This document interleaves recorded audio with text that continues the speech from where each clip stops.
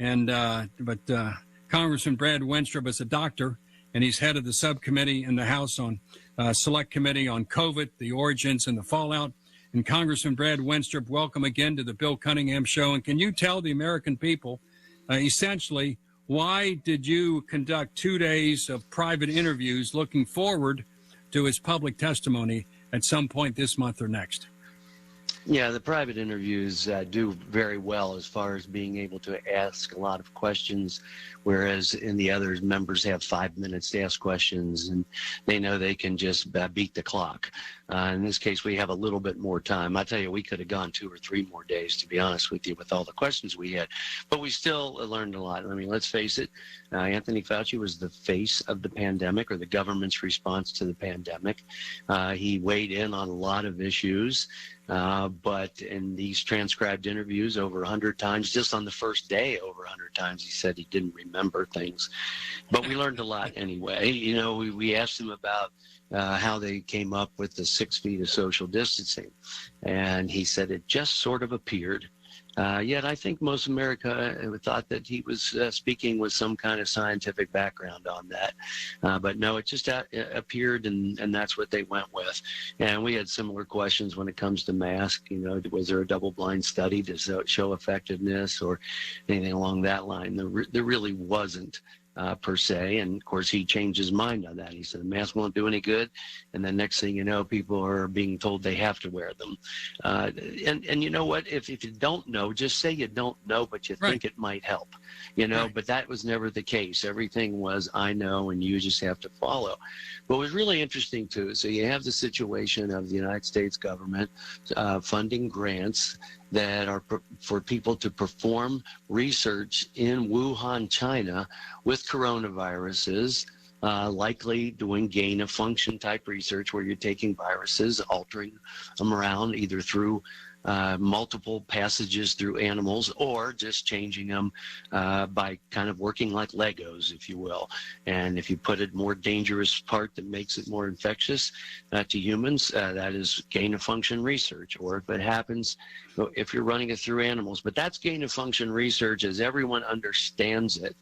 And, you know, you go back to 2011, Dr. Fauci and Dr. Collins wrote an article about it. They realized there's risk involved with it. They had that in their article. 2012, Dr. Fauci said in an interview that the benefits outweighed the risk, even though the question was posed, are you concerned it could create a pandemic? So we know where they were and where they have been on this.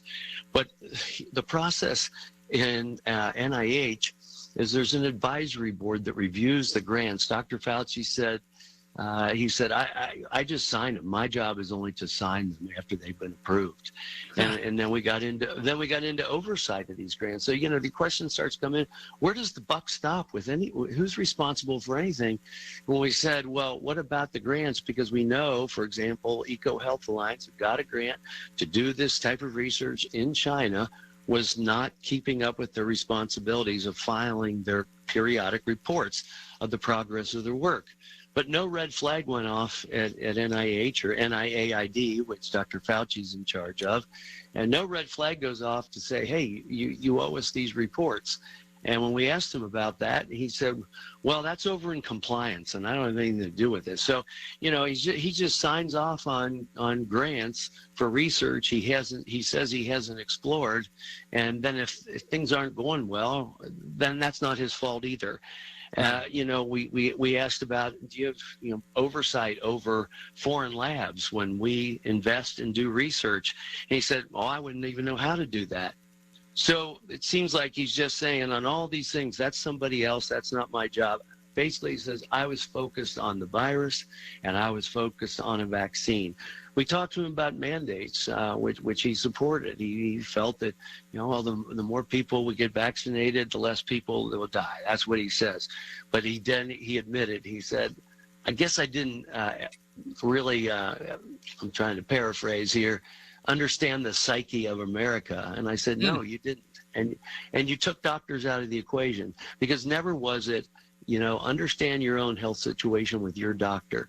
Understand what the vaccine can and can't do. Because even from the trials, we knew that people got vaccinated. They still got COVID in many cases. Fewer people were dying and fewer people being hospitalized. And, you had President Biden saying, if you get the vaccine, then you won't go to the ICU and you won't die. Well, that wasn't true. And he never contradicted the president on that. He never let the American people know the truth about that. So all of this is where the trust broke down. And I just said to him, the messaging was just terrible. And actually you go back to the Trump administration where I'd recommended, when they came to the Doctors Caucus, I said, I think America needs to hear from the doctors that are treating COVID patients, not the politician and not the person in the lab. And so we really came away with a lot of things. And there are people that we have spoken to, positions of authority, that could tell a different story than we're hearing from Dr. Fauci. And we did have Dr. Collins in, actually, a few days after Dr. Fauci. And so, again, one of the interesting components is that most people might recall the exchange with Senator Paul, where Senator Paul says, you were funding gain-of-function research in China. And he said, no, we weren't. You don't know what you're talking about. Well, lo and behold, after that, he comes up with a new definition for gain-of-function research. Gain-of-function research, in every article I've read, and I have read many, many of these articles, is about enhancing a virus that makes it more infectious. Not just infectious to the point of a pandemic, but just makes it more infectious. So his new operative definition, as he coined it, means that it becomes a potential pandemic pathogen. Well, that's a different story than anyone's ever said about gain of function. So conveniently, now he and Dr. Collins say, oh, that's the definition we were thinking about. Got to change it. But the NIH website did not say what it says now. They did that after that conversation with Dr. Paul. All right, Dr. And Congressman Brad Wenstrup, as someone that's covered this for since March of 2020, I thought the 6 foot and the masking was a placebo in order to get the masses to understand what a serious problem it is. And so when Dr. Fauci, everywhere you went, there was 6 foot separation. There was no study to indicate that was effective, and that's the truth. Masking, there's maybe an N95 in a surgery setting may work, but there was no double-blind studies to indicate that masking had any impact. Also, just as someone who covered this, as I understand it, the original goal of Dr. Collins and Dr. Fauci was to convince everyone that there was some bat cave in southern China where these nasty bats developed COVID-19 and somehow made their way to a wet market. Just happens to be right up against the Wuhan virus facility, just happened to be there, and that these wet little animals were infected, and that it was created not in a lab, but created by the bats. So no, you can't sue a bat. And I thought the reason that story came out is because they had to keep the truth from the American people, that the American taxpayer funded the Wuhan lab to gain of function research, was to take a virus that was a little bit communicable, a little bit making someone sick, and to make it more communicable and make it more deadly. And when the American people knew that Dr. Anthony Fauci funded the creation of COVID-19 that killed about 1 million Americans and maybe 10 million around the world, he would be somewhere in Leavenworth. So they couldn't tell the truth about that matter because they were complicit. Am I on the mark, off the mark? Where am I in those comments? Well, I think everything points in that direction, especially if you follow the conversations that took place with Dr. Collins, Dr. Fauci, and a group of scientists that he put together. Dr. Fauci said, well, every environmental virologist that I know of, they wrote this piece, too. They said that it came from nature. Well, that article, Proximal Origins, he put these scientists together in their internal conversations. They keep saying, well, this thing looks engineered. We sure can't rule that out. Even the day that Dr. Fauci took that article, Proximal Origins, to the White House lawn and said, look, these scientists said it came from nature. He didn't tell anybody that he was involved with these guys. And even Dr. Fauci said, well, we know, in fact, that they were doing this type of research in China. During our conversation, he says, yeah, I probably shouldn't have said in fact. Well, you did say in fact, and you said in fact because the people who wrote that it came from nature were telling you that this was going on there and that they thought it looked engineered, but they didn't think it was going to be good to get that out. So they write this article. Not only that, studying the science of what they proposed, how it could have happened in nature. The bats were in Yunnan province. The other component that was added to the bat backbone, if you will, of the virus was something that came from an animal called a pangolin, and they're over in Guangdong province, and Wuhan is in Hubei province. They're not anywhere near each other. They are a triangle. So this bat had to have exchanged something with the pangolin through another animal. That's how that happens. So you take virus from one animal, the virus from another, and they both get into a certain animal, creating this new virus. And then somehow, there's no direct line here, they end up in a wet market, and where is that animal? And none of them have tested positive. There's flaws and assumptions with this article. When I asked Dr. Fauci, now that he says he's open to the idea that it could come from the lab, I took him through some articles and some very great scientific articles saying how they could make a virus like this, just like this. They reverse engineering, mutagenesis. They can do this stuff in the lab, and it's all out there. And I asked him if he read any of that, and he said no. Well, so how thorough is this man being? Not really, or just ignoring, right? Well, and the other issue is how much money did Dr. Anthony Fauci make off this entire matter? Because there's been some, Senator Rand Paul and others, and between you and Senator Rand Paul, we know a lot more about this. The mainstream media will never cover this because they have sainted Dr. Anthony Fauci and sent him off with a golden parachute. Is there any evidence that personally Dr. Anthony Fauci made millions of dollars off COVID-19? Well, I think that there very well could be, and that's why we're looking into it. And I will tell you, when we go to the agencies and we ask questions, give us information about the grants, give us information about this and that, they fight us tooth and nail. That should not be how the American government works. This is a government of we the people. And when Congress says we need this information from agencies that we created, agencies that we fund, there should be no hesitation. We have to write 2 or 3 letters. They stall, we threaten subpoena, and then they come around, or we have subpoenaed to get a lot of the information that we have. It's absurd, and the American people deserve a whole lot better, and it's just one word, honesty.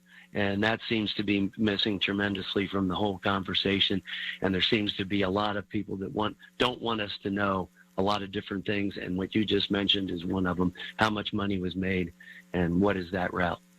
Congressman Brad Wenstrup, 6-foot separation, no science based upon that. Schools were closed. Fauci said he had nothing to do with that, which was a lie. The origins were less than truthful because the origins would indicate that the Wuhan lab funded by the American taxpayer created it. It was man-made. Masking, no double-blind studies on what kind of mask, how to wear the mask. None of that worked. Gain of function research, lies were everywhere by the officials. And the bureaucracy, Congressman, is simply waiting for you and Senator Rand Paul to leave office. The fourth branch of government is the most powerful because they're not going anywhere. And they know they're going to have Democratic stooges supporting them. And when you go after Dr. Anthony Fauci, you're going to have the New York Times, the Washington Post, CBS, ABC, NBC coming after the critics and not going after Dr. Anthony Fauci and Dr. Francis Collins and what they did beginning 4 years ago or 8 years ago, because the truth doesn't fit the narrative. And as a consequence, we had a COVID-19 that killed about 1 million Americans, which is something like 1/3 of 1%. 1/3 of 1% or less died of COVID-19, 1/3 of 1%. But there are more effective viruses out there that exist that have a much higher death rate. The death rate here was largely among older folks and those who were immune compromised under the age of 65. The great majority were older folks. But right now there are viruses being created in certain places, and I'm sure you're familiar with them, that indicate they might have a fatality rate of 70% or 50%, not 1/3 of 1%. So your goal here is to find out the origins and what to do to save the next one. What is your fear about this? What is your fear going forward? Well, I sit on the Intelligence Committee, and when COVID started, I was first looking into, like, how do we diagnose this and how do we treat people? And it was vague, it was novel. But in the process, and even before COVID, I was interested in bioweapons programs of our adversaries especially, and especially China. And so that's one of my biggest concerns, is developing a weapon of mass destruction, basically. And are we prepared to handle that if and when it occurs? No. And so that China's been talking about this kind of stuff since 2005, and our State Department has come out publicly and said that as far back as 2005. So how can you not look at the fact that China has these programs in Wuhan and not put the two together? And there are people that work with the military that were working in Wuhan. So there's just so much there. The writing's on the wall. It's very dangerous, very serious. And I don't understand why this became a partisan issue. You look, there were 3,000 people that died on 9/11, and that was a catastrophe for sure. We went to war for 20 years, and we were united in that, especially at the beginning. Here, this happened, and it became a political nightmare, and I believe in part because it was a presidential year coming up that made it worse. But 1.2 million died in this, and if you get a chance when the transcripts are released, you'll see that when the Democrats were asking questions, it was almost as though they were just a few additional defense attorneys on behalf of Fauci. I mean, it really, they weren't asking any tough questions. No. Yeah. Well, I tell you what, we have to run, Brad Wenstrup, but I'll look forward to later this month or next month to watch him live on TV. It's going to be wild. But once again, I want to thank you and Senator Rand Paul for the work that you've done. Your voice is crying truth in the wilderness. Once again, Congressman Brad Wenstrup, thank you for coming on the Bill Cunningham Show. Thank you, Congressman.